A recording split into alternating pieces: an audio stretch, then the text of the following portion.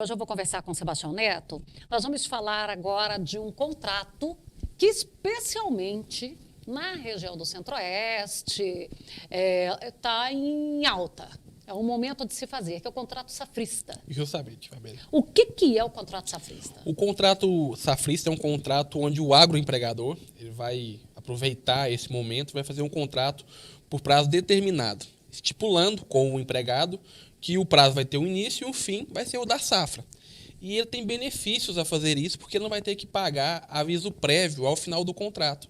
Pois ele poderia fazer uma contratação, se fosse por prazo indeterminado, que é o comum, e teria que pagar aviso prévio quando esse contrato tivesse fim. Por vontade de uma das partes, o empregado pode pedir demissão, ele pode dispensar porque não houve interesse. Mas na safra específica, ele faz o contrato por prazo determinado, tem de pagar todos os direitos, assinar carteira de trabalho, pagar a contribuição previdenciária, depositar o FGTS, pagar férias de exercício proporcional, mas não vai ter que pagar o aviso. E um ponto muito importante que tem que trazer para o agroempregador em cima desse contrato é que ainda há uma cultura de apenas assinar a carteira do empregado. A gente tem de ter uma visão mais ampla para poder evitar litígios e trazer segurança. E isso se faz como? Ao invés de apenas anotar a carteira de trabalho, você faz um contrato formal estabelecendo qual vai ser o prazo, ou, no caso, você pode simplesmente mencionar que a safra vai ser essa safra em si e colocar a função dele.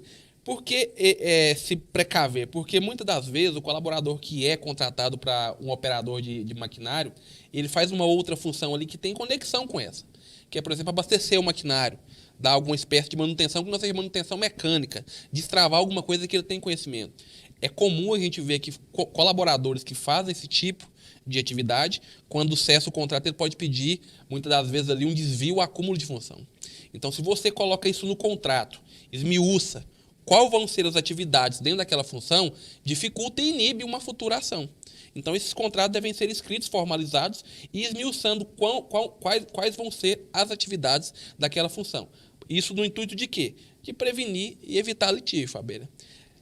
Olha, é importante eu te falar dessa questão aí, porque como eu converso bastante, eu fico ouvindo. Senhores, para se ter ideia, como foi necessário inserir nos editais de concursos que um amigo meu, comandante da unidade de Corpo de Bombeiros, me disse que o soldado não queria mais varrer o quartel, porque a função dele não era essa.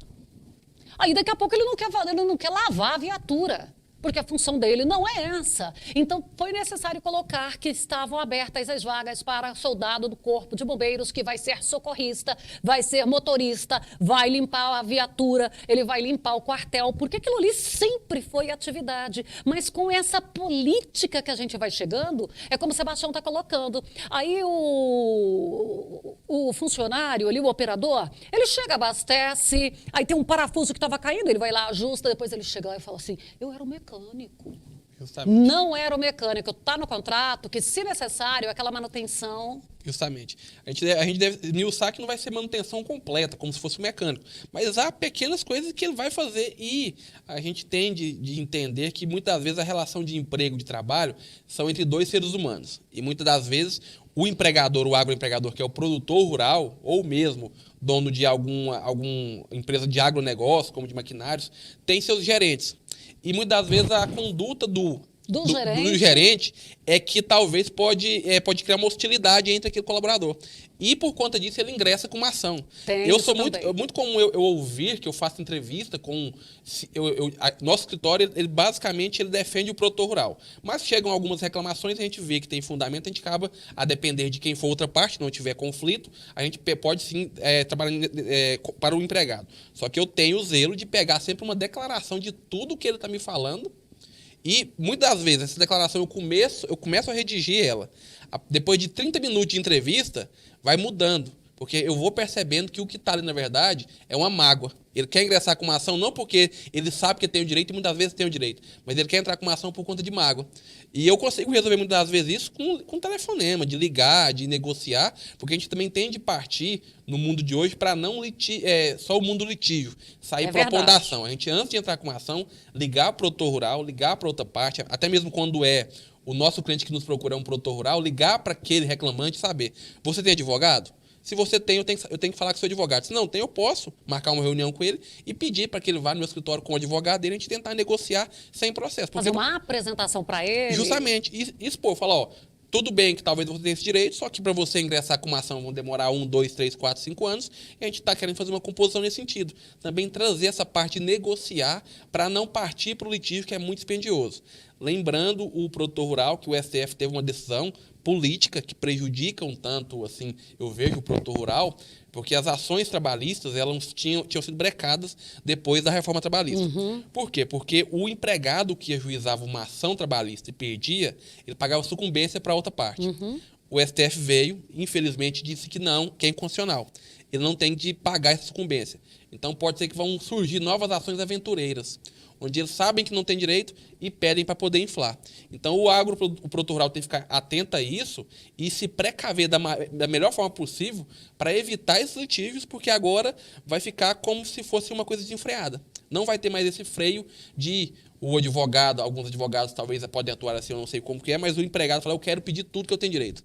Quando a gente fala como eu acho bacana essa clareza, porque o contrato vai ser aquele registro na carteira também com processo natural. E se eu quiser fazer um contrato assim de uns 40 dias? O contrato de trabalho, independente do prazo, ele tem que ser registrado na carteira. Tem esse ponto. Pois é, eu posso fazer desse prazo curtinho você assim? Pode fazer por 40 dias. Até mesmo uma outra vantagem que eu trago, eu já tinha falado aqui uma vez, é que muitas das vezes, não só para esses casos de safrista, que é permitido fazer 40 dias, que é um prazo determinado. Você pode fazer um contrato por experiência hoje, muita gente que fala assim, eu quero contratar uma pessoa para minha propriedade rural, ou para o meu negócio, para ser vendedor.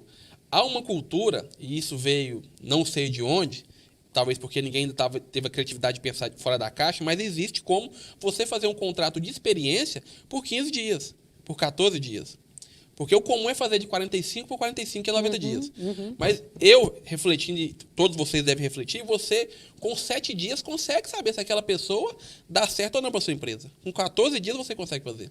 Porque se você faz um contrato de experiência por 14 dias e é permitido pela lei, e já no caso de experiência, em 14 dias você não vai ter que pagar nem FGTS, nem 13º, nem férias. Ah, mas isso prejudica o empregado? Não, isso não prejudica o empregado. Isso vai beneficiar aquele empregado que quer, de fato, trabalhar e vestir a camisa da empresa. Porque ele vai ser contratado, ele vai ser efetivado. Agora, aquele outro que quer, muitas vezes, passar um tempo, descobrir se aquilo... Os empregadores, o produtor rural, ele não precisa de pessoas desinteressadas. Tem de ser quem tem interesse. Então, tem essa vantagem de poder fazer até uma experiência com 7 dias, 14 dias, 30 dias. É o suficiente para você saber se aquela pessoa é não competente. E dentro do safrista, você pode fazer, sim, de 40 dias, que é um prazo determinado também. Você pode especificar que vai ser especificamente para colheita de determinado período, determinado prazo. E normalmente quando contrata do safrista, já contrata alguém experiente, né? Justamente. Não é um que vai saber se ele é bom para aquilo ali. Não. Porque geralmente é pessoas que estão na praça e o produtor rural sabe que em determinado momento vai precisar de mão de obra extra. Mas não é viável contratar por prazo indeterminado. Vai ser para aquele momento. E não só para esse caso. Existem casos específicos também que pode haver o contrato determinado, por prazo determinado. E para o empregado, ele não vai ter nenhum direito suprimido. Ele vai ter todos os seus direitos, carteira assinada, 13º, férias proporcional, FGTS. Ele não vai sacar o FGTS porque não vai estar sendo dispensado sem justa causa. Mas o que? É o contrato que resguarda as duas partes, porque o empregador precisa de alguém, para não sobrecarregar aqueles que já possuem na empresa, vai contratar um outro. Lembrando que até mesmo as horas extras, esse safrista tem direito. Então não existe falar que vai ser contratado para ser safrista, vai trabalhar 10 horas por dia, não vai ter hora extra. O constitucional é 8 horas diárias e 44 horas semanais. O que extrapolar isso é hora extra. Mas existe uma solução também para o agroempregador fazer um banco de horas, que é uma possibilidade, para que o empregado que trabalhou mais tempo num determinado dia da semana ou no mês possa ter folga em outro. Porque daí não vai haver pagamento de hora extra, porque vai se criar um banco, que aí o nome diz banco de horas, que as horas trabalhadas num dia vão ser compensadas nos outros. Compensadas em folga. Justamente. E é o intuito da lei justamente isso, é porque beneficiar para ele ter a saúde dele resguardada. Ele vai ter o tempo para poder aproveitar com a família, fazer outra atividade naquele outro determinado momento. Onde ele foi ali, às vezes a família não usufruiu da presença dele, em outro momento ele pode estar com a família. Porque né? o intuito da legislação trabalhista não é só buscar indenização pecuniária por isso ou aquilo. É a saúde do trabalhador. A saúde e segurança. Se ele trabalhou um determinado período a mais, o direito dele é, em outro momento, poder gozar com essa família, estar com a família e poder viver. Não só buscar rendimento e tudo. Então, até hoje é comum a gente ver algumas empresas clientes nossos, que a gente instituímos o banco de horas, os empregados estão bravos, eles queriam dinheiro. Eles preferem o dinheiro do que estar com a família. Mas a gente falou, ó, a lei permite e você vai poder estar com a sua família. Então, se nesse tempo que é o do banco de horas teve a compensação, não tem hora extra. Agora tem que ter algumas peculiaridades que a gente vai trazer em outro momento também para falar só sobre o banco de horas. Mas se foi compensado, não tem que indenizar, não tem que pagar. E essa questão do bem-estar do funcionário, do colaborador, ela é extremamente importante, porque o patrão, o empregador, ele não tem interesse nenhum num funcionário doente, num funcionário mais ou menos. Quer que ele esteja bem emocionalmente, fisicamente, financeiramente, porque isso tudo vai afetar a produtividade. Ah, mas então, de qualquer modo, o patrão está pensando só nele? Senhores, claro que não, né? Porque a família do empregado tem que estar bem. Justamente. E é muito comum a gente ver na produção rural, até em grande porte, onde, diferente de empresas urbanas, a rural existe um contato maior entre os empregados e os patrões.